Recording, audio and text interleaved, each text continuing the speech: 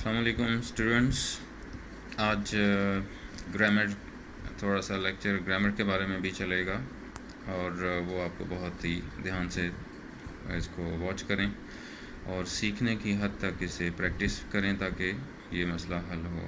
और direct and indirect जिसे हम आम तौर पर एक अनदर नेम जिसे नरेशन के नाम से भी जानते हैं, उसके बारे में आज डिटेल होगी थोड़ी सी, लेकिन ये पार्ट्स में होगी।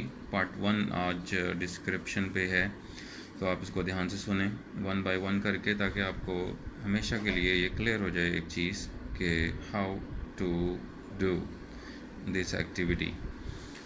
डायरेक्ट एंड इनडायरेक्ट नरेशन जो है हम अपनी गुफ्तगू में रोज़ाना इस्तेमाल करते हैं, और अपनी राइटिंग में स्पेशली जब आप पैराग्राफ लिख रहे हों या कोई ऐसे राइटिंग कर रहे हों, स्टोरी राइटिंग कर रहे हों, या सिंपली शॉर्ट आंसर क्वेश्चंस हम लोग याद करते हैं और फिर लिखते हैं, वहाँ पर ये ख़ास तौर पर आ जाते हैं।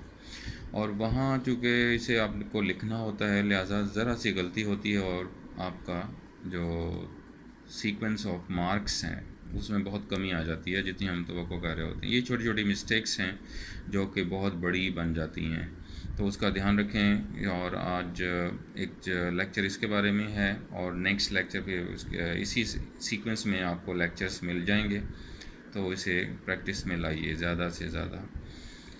सबसे पहले एक छोटा सा सेंटेंस है, उसको मैंने डिस्क्राइब किया, आप उसे देखें। ही सेड, आगे कॉमा है और फिर इन्वर्टेड कॉमास भी हैं। उसके अंदर एक स्पीच लिखी है, ही इज़ इल, वो बीमार है जिसे आप कहते हैं। ही सेड ये माजी है, पास्ट है, और ही इज़ इल ये प्रेजेंट है। ये डिटेल में मैं बाद में समझाऊंगा, लेकिन अभी आप सिर्फ ऑन द वे सिर्फ इस बात को आइडिया में रखें कि जब भी ही सेड लिखा हो, माजी का स्टार्टिंग आ जाए, पास्ट की स्टार्टिंग हो जाए, तो आपने जो अंदर प्रेजेंट आ रहा होता है उसको हमने भी उसे भी माजी में तब्दील कर देना होता है, पास्ट में बदल देना होता है। ये कैसे तब्दीलियाँ होंगी 3 टेंसेस की, वो एक अलग लेक्चर में आपको दूंगा, then you can understand quite easily. अभी हमने बस इंट्रोडक्शन लेना है और प्रोनाउंस के बारे में पता लगाना है, how to do and how to memorize all categories.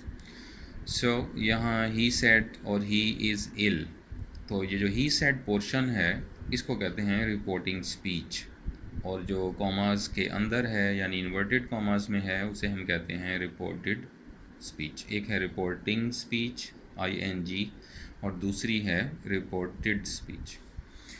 ये 2 पार्ट्स हैं इसके। और अनदर वर्ड आप अगर ये भी याद रख लें कि ही सेड जिसे आप रिपोर्टिंग स्पीच कह रहे हैं, उसका अनदर नेम रिपोर्टिंग वर्ब भी होता है, क्योंकि ये जो सेट है इसे रिपोर्टिंग वर्ब के नाम से भी जानते हैं।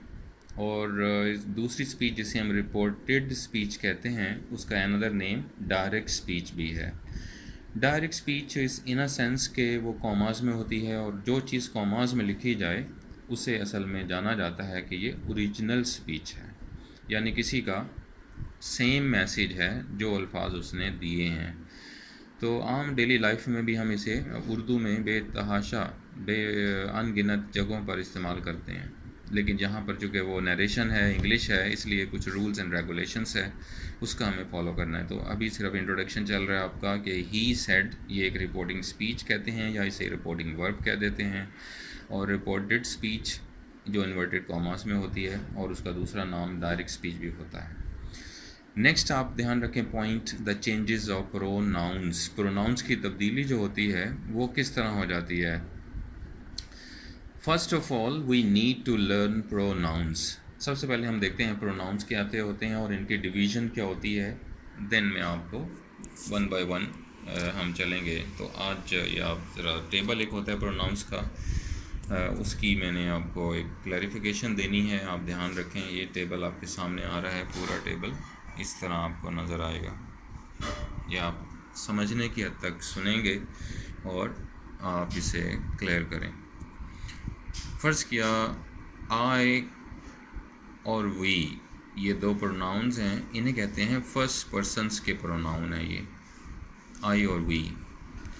इसके नेक्स्ट आप देख रहे हैं यू लिखा हुआ है, और इसे कहते हैं सेकंड पर्सन्स के प्रोनाउन। फिर आपने देखना है इसका थर्ड पर्सन्स, और वहाँ पर आप देख रहे हैं कि ही, शी, इट ये लिखा हुआ है, ये थर्ड पर्सन के प्रोनाउंस हैं। और एंड पे दे लिखा हुआ है, ये भी थर्ड ही है लेकिन ये प्लूरल का प्रोनाउन है। थर्ड पर्सन जो है लेकिन प्लूरल है। तो आपने ध्यान रखना है सबसे पहले I, we, you, he, she, it, they, ये जो सारा कॉलम है इसका नाम ध्यान में रखें। इसे हम कहते हैं सब्जेक्टिव केस यानी फ़ाइली हालत। फ़ाइली हालत क्या होती है? ऐसे लोग जो जुमले के अंदर काम करते हुए नज़र आएंगे, ये सारे काम करते हुए नज़र आएंगे। I, we, you, he, she, it, they, ये सारे काम करते हुए आपको नज़र आएंगे, इसीलिए इन्हें कहते हैं सब्जेक्टिव केस यानी फ़ाइली हालत जो फेल से निकला है। तो फर्स्ट पर्सन में कौन कौन आ गए? आई और वी। सेकंड पर्सन में सिर्फ यू है और भी इसके पोर्शंस हैं। और थर्ड पर्सन में ही, शी, इट यानी सिंगल में, और दे थर्ड पर्सन में जमा के अंदर। ये इसका पहला कॉलम इस तरह हो जाएगा। दूसरा कॉलम अगर आप देख रहे हैं तो वो है पोजेसिव केस का। पोजेसिव केस का मतलब होता है कि कोई शख्स किसी चीज़ का मालिक है। ये जो लोग आपको नज़र आएंगे, my, our, your, his, her, it and their, ये सारे जो लोग हैं ये आपको वहाँ नज़र आएंगे जब इनके पास कोई चीज़ होगी या किसी चीज़ के ये सब मालिक होंगे। ऐसे आलम में इन्हें इसीलिए टाइटल दिया गया है पोजेसिव केस का। पोजेसिव निकला है पोजेशन से, यानी किसी चीज़ के मालिक हैं आप, कोई चीज़ है आपकी। थर्ड कॉलम अगर आप देखें तो वहाँ है ऑब्जेक्टिव केस।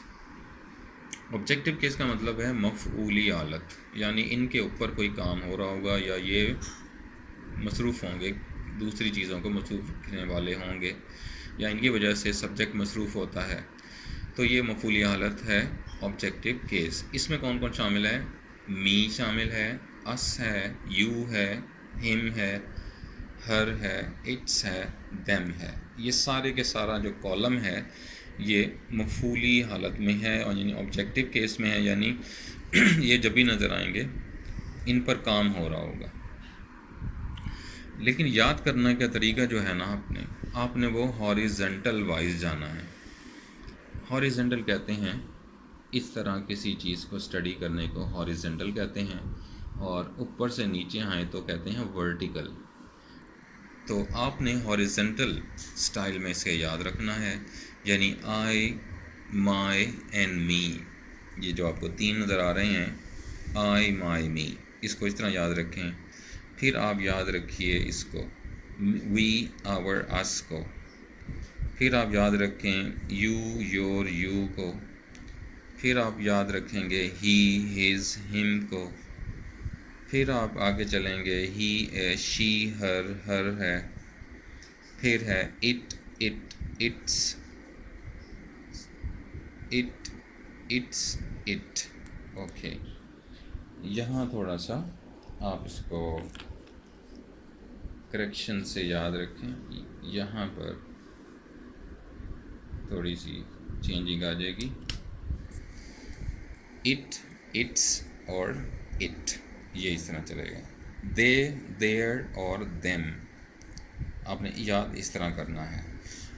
और वर्टिकल शेप में अगर आएंगे यानी ऊपर से नीचे, तो आप यहाँ देखेंगे कि ये सारे सब्जेक्टिव केस में हैं, और ये सारे जो आप देखेंगे ये सारे पोजेसिव केस में हैं, यानी इनके पास चीज़ें, ये मालिक हैं चीज़ों के। और ये जो आप देख रहे हैं ये ऑब्जेक्टिव केस में सारे, इनको इस तरह आप देख सकते हैं कि निगाह में ये सारे। लेकिन ये साइड पे मैंने कुछ क्लासिफिकेशन इनकी की है। ये जो आप रो देखेंगे हॉरिजॉन्टल आई, माई, मी की, ये कहलाता है सिंगुलर हैं, ये सारे सिंगुलर केस है फर्स्ट पर्सन के। इन्हें देखेंगे ये हैं, ये भी फर्स्ट ही पर्सन है लेकिन ये प्लूरल फॉर्म में हैं। यहाँ अगर आप देखें यू, योर, यू को, यहाँ आपको नज़र आएगा ये सिंगुलर भी हैं प्लूरल भी हैं, इन्हें दोनों में शामिल करते हैं। और ये अगर केस देखें, अगर आप ही, हिज, हिम का केस, ये सारे केस सिंगुलर कहलाते हैं, लेकिन ये थर्ड पर्सन के हैं। इसमें ये लाइन अगर आप ना फोकस करें, ये सारा जो पोर्शन है ये सारा थर्ड पर्सन का कहलाता है और सिंगुलर्स का कहलाता है। ये थर्ड पर्सन सिंगुलर में ब्रैकेट में मैंने शो किया है। लास्ट में अगर आप देखेंगे ये भी थर्ड पर्सन्स हैं, लेकिन ये प्लूरल फॉर्म में हम याद करते हैं। तो याद रखने के लिए आपने हॉरिजेंटल स्टाइल लेना है, इस तरह जाना है, I, my, me, we, our, us, you, your, you, he, his, him, इस सेंस में। और अगर कैटेगरी देखनी होगी तो आप वर्टिकल देखेंगे, कॉलम वाइज देखेंगे। लास्ट पॉइंट आपने याद रखना है, ये मैंने नंबरिंग दी हुई है। नंबर 1, ये जो कॉलम है इसको क्या कहते हैं, हु डू सम एक्शन। ये वो लोग हैं जो कुछ एक्शन करते हैं, जिसे सब्जेक्ट कहते हैं, सब्जेक्ट। और ये जो सेकंड नंबर 2 पे है, ये लोग हैं हु पोजेस समथिंग, यानी ये मालिक होते हैं किसी चीज़ के, मिल्कियत में चीज़ होती है उसे कहते हैं। थर्ड कॉलम जो है आप देख रहे हैं, एरो का निशान भी दिया हुआ है, नंबर 3 आप यहाँ से देखेंगे, who keep subject busy doing something. ये कौन है, ये हैं ऑब्जेक्टिव केस में हैं, ऑब्जेक्टिव हैं, ऑब्जेक्ट हैं ये। तो ये कौन लोग होते हैं, who keep subject busy doing something. Subject यानी फाइल, ये जितने ये वाले लोग हैं, ये ऑब्जेक्टिव जो हैं, ये सारे इन लोगों को बिज़ी रखते हैं, यानी अपने काम में मसरूफ़ रखते हैं इन लोगों, अपने अपनी जो भी इनका एक काम होता है जुमले के अंदर। ये है प्रोनाउंस और उनकी शेप्स हैं, कैटेगरीज़ हैं, फर्स्ट पर्सन के, थर्ड पर्सन के, सेकंड पर्सन के और थर्ड पर्सन के। तो ये आप इनके कैटेगरी याद रखिए और इनकी क्लासिफिकेशन इसी तरीके से याद कीजिए जो आपको मैंने बताई है, ताकि आप उसे आसानी से याद कर सकें।